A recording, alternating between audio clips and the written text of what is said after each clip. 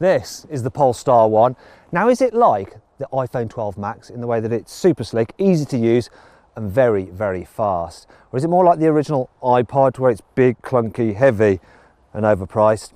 To find out, I'm going to show you around some of this car's features. I'm going to try and drift it in the snow, and I'm going to launch it to see how quick it is from 0 to 60 miles an hour. Now, if you haven't done so already, please make sure you subscribe to this channel, because it's very, very good, if I do say so myself. And hit the bell icon so you're notified whenever we make a new upload. Anyway, I'm Matt Watson, and you're watching Carwow. Buying a new car? Then head to Carwow, and my team will help you find your next car at a fair price. Carwow, your one-stop car buying comparison site. We need to talk about the price, because that's the thing with the Polestar one. Let's ask cameraman Lewis how much he thinks this costs. So, Lewis, what do you reckon this costs? 60 grand. No, it's more, mate. 80? More. No, it can't be over 100. It costs £139,000. It's a lot of money, isn't it? Now, if you want to make sure that you're paying a fair price and you're not surprised by the price of a car like Lewis was, then you want to head to Carwow. You can check out all the latest car deals there. Look at that. There we go. Now, put a little pop-out banner just up there. It should be in the top right-hand corner of the screen. If you click on that, you can go there, check out the deals right now. If you want to do it later, just simply Google "Help Me Carwow," and my team and I will help you choose the right car for you and get it for a fair price from one of our trusted dealers. Let's talk about the design, because that is what this Polestar one is all about and the main reason to have it. The back is probably the least successful part. I mean, it's fairly nice with the light design, and you've got diffuser there, it's carbon fibre, and look, exhaust pipes that are real, as I'll illustrate with the Carwow stick of truth. Thank God for that. My only problem with the rear is that this large rear deck sort of reminds me of the back ends of those folding metal roof cars. You know, they're a bit bulbous at the back, like the old C70. Yeah, you can't see that now. Let's move down the side, because this is where it gets really, oh, it's so sexy, I love it. Beautiful design down the side. Sorry about that, people, by the way.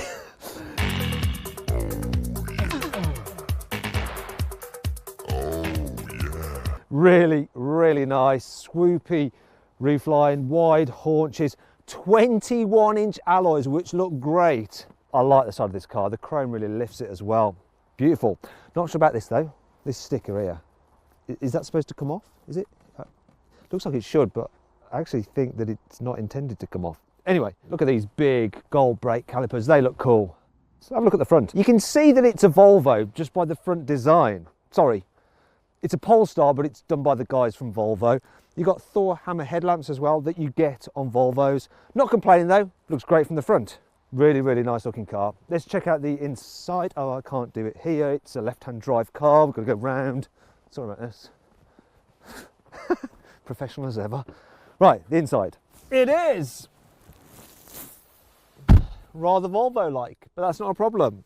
What is a problem though is this silly coat. I'm gonna have to take this off. Oh, it's gonna be a faff. Because while the interior design may be Volvo-ish, it hasn't got Volvo-like space. Bear with me. A few moments later. So, it's like a Volvo, but it's nice. It's very nice. I like it. Quality is good. Leather everywhere. Feels expensive. Leather even down here. All leather out. Can't tell if it's real or fake leather. Who cares? It's nice. In terms of quality, I think it's not quite as nice as a Bentley. Getting close to a Porsche, and probably more solid than an Aston Martin. The layout is good. It's easy to operate everything. Your stereo controls there. Most of your functions are done through this touchscreen, which is very close here. You sit low so it feels sporty, and you've got a high dash. That makes it feel sporty as well. And these chairs are, oh God, I could just like luxuriate in them. They're lovely. Polestar do awesome seats. There's some decent practicality as well. So look at this. Door bins. They can take my flask of tea, which is essential on a day like today. We've got cup holders under here where I can put my non-alcoholic beer. Yeah. Under here though, there's no space. All the batteries are under here. You've got your USB ports there, so you can connect your phone and your 12 volt as well, and some area for coins. In here, there's a reasonable size glove box, and it is lined with felt so things don't rattle around in there. Let's talk about the infotainment system. Come on, turn on. So I like that, the way you turn the car on with this little knobby that you rotate. I also like this. Oh, we have a glass gear selector. You got Volvo's infotainment system, which when it first came out was good, but it's feeling a bit old now. It's easy to use. Some of the icons are small though, and if you use Android Auto on it, you only get a small part of the screen. It's a bit like watching a YouTube video when you're in portrait mode. The digital driver's display, that's clear, gives you all the information you need. I'm fine with that. You also get a heads-up display as well. Best thing though about this car, this glass roof is absolutely gorgeous. I love it. Nice interior. Anyone who says, oh, it's like a Volvo, who cares? It's nice. Oh, there's even carbon fibre bits. Anyway, let's check out the back seats because it is a 2+2 coupe. This could be interesting. Oh, got my welly stuck. Right, so undo this. Right, press this. You might have noticed I've got this tripwire as well that I've got to navigate.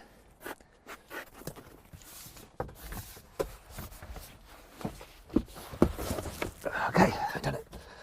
Bring it back. I've got to keep my finger on it by the looks of it.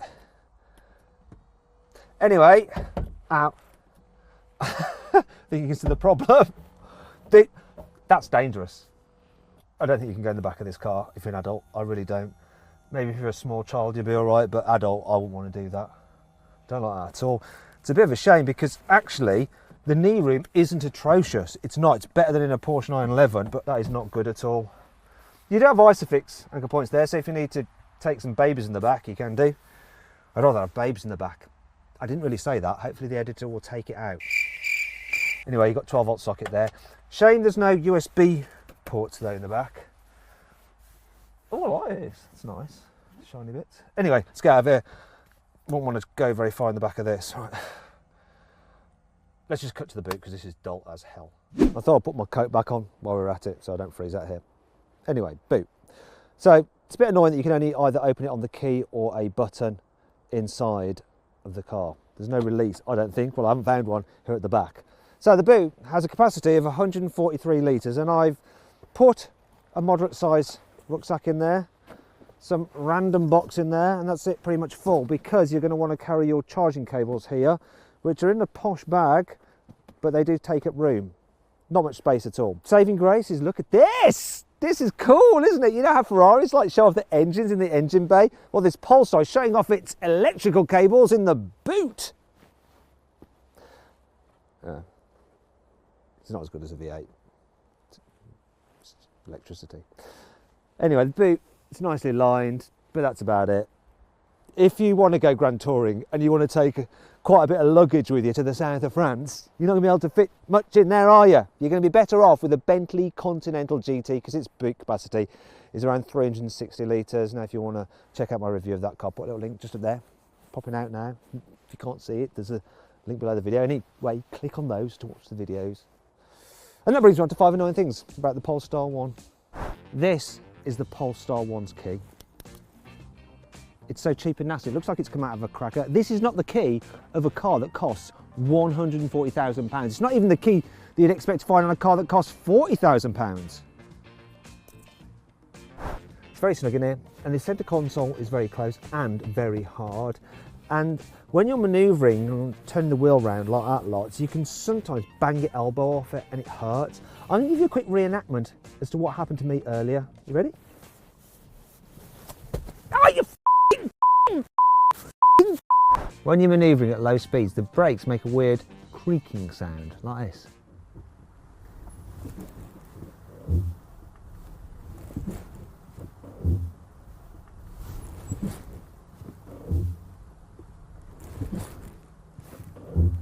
It's not good. The reversing camera is positioned really low down and close to the road, which means it soon gets covered in grime, especially in conditions like this. And it doesn't have one of those features like you even find on something like a Nissan Juke, where it'll have a little jet wash to clean it off, which means that most of the time it's useless, or you have to keep getting out to clean it by hand and then get back in and carry on parking. If you buy this car, you're going to have this sort of conversation with your friends. Hey, do you like my new car? Yeah, it looks really cool. What is it? It's a Polestar 1. Polestar. What's that? It's a Volvo that's made by the Chinese and it's a hybrid. Oh, a Chinese Volvo. Does that mean it's cheap? Actually, it was £140,000. 140 grand! You know, for that kind of money, you could have had an Aston Martin DB9, a Bentley Continental GT, or pretty much a Porsche 911 Turbo S, don't you? Anyway, what's it called again? Off. It's not all negative though. Here's 5 good things about this car. There's loads of carbon fibre used throughout this car, such as this member here in the boot. In fact, all the body panels are made out of carbon, and that saves 230 kilos over making them out of steel. Polestar says this car will do 470 miles per gallon and it emits just 13 grams per kilometre of carbon dioxide. Obviously that does rely on you plugging it in regularly, and most people probably won't, and I didn't. I actually ran this car without plugging it in at all, yet I still managed 37 miles per gallon, which is actually all right. And you can drive for quite a long while at that because it has a 60-litre fuel tank. Not many cars these days are that rare and built in really limited numbers, but this sort of is. Only 1,500 Polestar 1s will ever be built, so it could be collectible one day. This Polestar 1 is undoubtedly expensive, but if you can convince your company to buy you one as a company car, you'll pay very little in benefit in kind tax on it, because it's a hybrid and its emissions are so low. So actually, you'll end up paying just £2,223 BIK tax on it. By comparison, a Kia Ceed diesel, an entry-level version, the BIK on that would be £2,547 a year. So that way, it's a bargain. Unlike Porsche and Bentley, Polestar won't try and rinse you out with the options, because this car comes fully loaded with kit. For instance, you get things like a Bowers & Wilkins stereo as standard. Sounds epic. You get automated cruise control with lane keeping assist. In fact, there's only one option available on this car, and it's matte paint, and that's £4.5 grand. Now let's talk about the hybrid tech on this car. So it has a 34 kilowatt hour battery pack, which is pretty large for a plug-in hybrid, though that does add to the weight. It means this car weighs over 2.3 tonnes. Still, you get 77 miles of electric only driving capability. Apparently, you probably won't get that in reality. But still, that's the biggest of any plug-in hybrid, and it can actually drive on electric power alone at speeds of up to 99 miles an hour. Why can't they just get that extra 1 miles an hour to tick that 3-digit box? In terms of charging, it can actually charge quite quickly. Normally plug-in hybrids are really slow to charge, but this is all right. If you go to a fast charger, you can charge from empty to 80% full in 40 minutes. Then there's the power element. Now, before we talk about that, I just want to point a few things out here under the bonnet. Look, we've got adjustable Öhlins dampers, though you do have to adjust them by hand, which no one will probably ever do. And look, a carbon fibre air intake. Lovely. Anyhow, this engine. It's a 2-litre with a supercharger and a turbocharger, and it's mated to an 8-speed automatic gearbox. That drives the front wheels.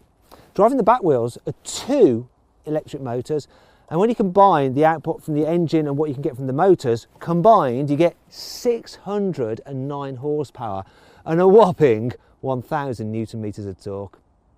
This Polestar 1's supposed to do 0 to 60 in 4.2 seconds, but let's see what it can do, especially this timing gear up here. Let's boost build it. Here we go, here we go, here we go. Oh, the front wheels skip. And again, it's weird. What do we get? Oh, come on, I can't see it.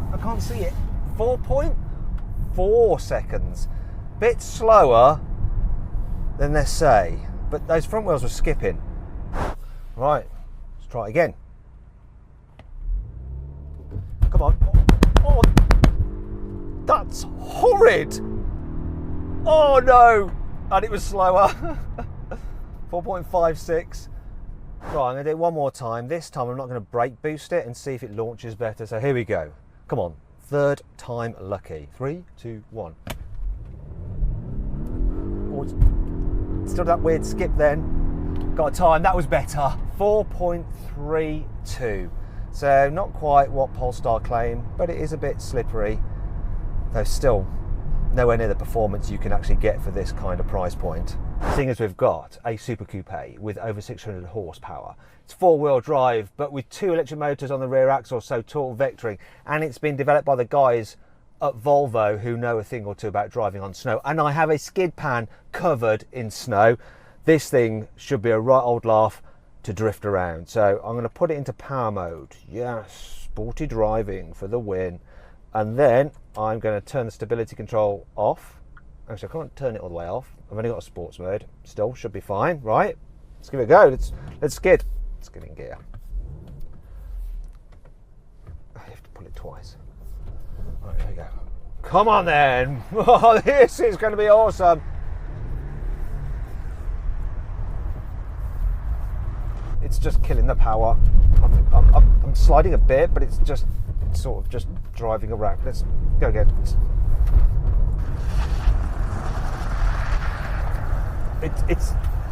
It's doing a lot of stability controlling.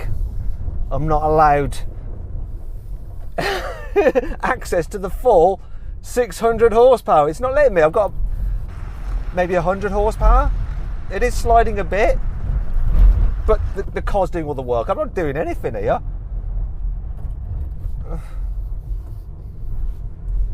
Do you know what this feels like? It feels like I'm in a rowing boat in a slight current, and it's just taking me where he wants to take me, and I'm really not really doing much in terms of controlling it.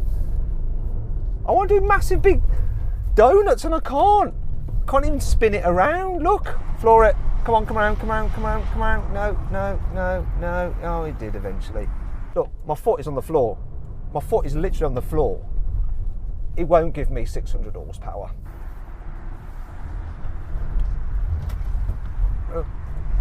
I bet this is looking pretty pathetic on the outside, isn't it? I'm bored of this. I'm bored. That's enough hooning around. Let's see what this car is like just for daily driving. So I'm going to go into the drive mode and put it into pure. So now, electric mode only, and it's rear wheel drive. That's what it's like. It's quiet. What's the acceleration like when you've just got electric? I mean, it's actually all right. It's like a normal average car. It doesn't feel like a normal electric car, say like the Polestar 2 in terms of acceleration, because it's trying to shift so much weight. But it's quick enough in electric power alone. It's all right, that. Do you know what else is interesting? Because you haven't got a really big engine up front, you don't have a long bonnet. So even though you sat low and the dash is quite high, you can judge where the corners of the car are quite easily, which is handy when you're driving around town. The turning circle isn't too bad either, so you can manoeuvre it all right. And of course you've got surround view cameras and things like that. It's all right to drive an electric power alone. Maybe it's faster, something like a Renault Zoe, I think. So nippy, but not quick.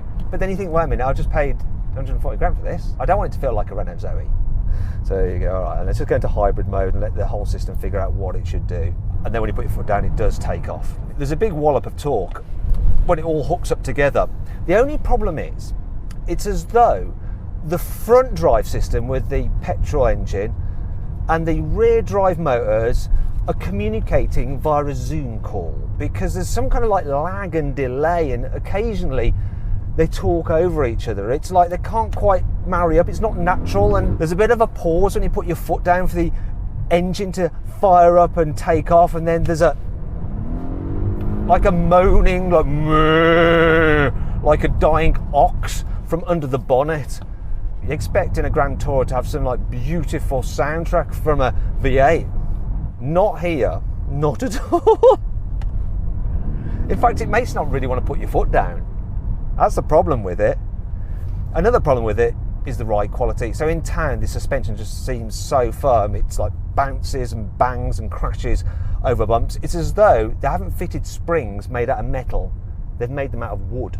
Sometimes in Grand Tourers, when you go quicker, the suspension like smooths off, but it doesn't ever seem to in this. It's always like bouncing you around. It's not really that comfy. And you know, it's supposed to be a Grand Tourer. I don't feel like I want to go on a Grand Tour in it. I really don't. And in a way, a plug-in hybrid doesn't make sense for a Grand Tourer. Yeah, it's got a decent electric-only range, but really, if you're crossing continents, you'll get through that in a second, and basically, you've got a Grand Tourer with a 2-litre petrol engine. It just doesn't seem right. I think this car is confused, and they've sort of got it all wrong. Also with the Grand Tourer, you want it to be quiet when you're just cruising, and I've noticed a weird wind noise from just up there. I don't know if there's a seal these, but it's like around 70 miles an hour. But what is this car like when you're doing your Grand Tour and you reach a twisty road. Well, I'm going to put it into power mode again for sporty driving. But, well, at least it's got auto brakes. I tried to accelerate into the car in front and it wasn't allowing me to. Yeah, we've got the safety systems, that's good. But once again, there's that kind of miscommunication between the front axle and the rear axle. It just doesn't feel great. It doesn't encourage you to put your foot down. The steering is relatively accurate, but you don't get any feel through it.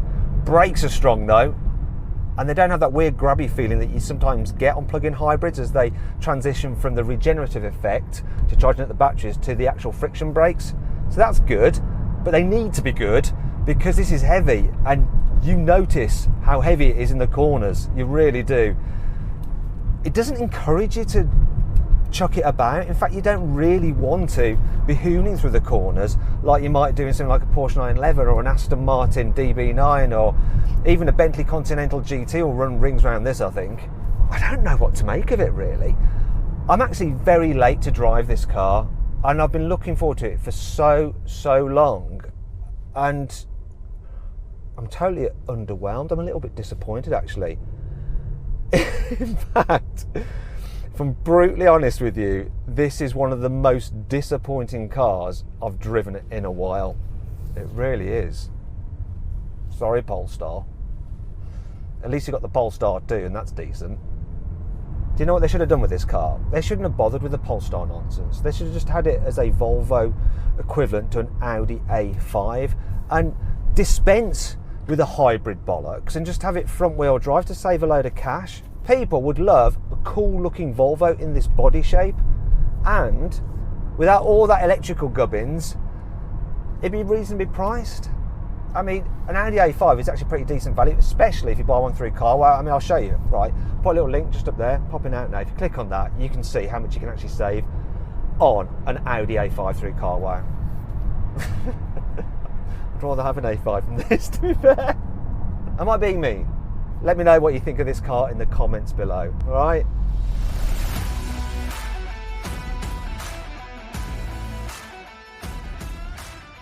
So then, what's my final verdict on the Polestar 1? Should you avoid it? Should you consider it? Should you shortlist it? Or should you just go right ahead and buy it? Well, I reckon you should avoid the Polestar 1. You know, it might work for you if you're a company car driver with tax breaks, but otherwise, there are loads of other better cars at this price point. I hope you'll enjoy the video. If you did, please give it a like. If you click on that video window there, you can watch my review of the Polestar 2. If you click down there, you can watch me drag race some electric cars. And if you click over there, you can get a Carwow to see how much money you can save on a new car.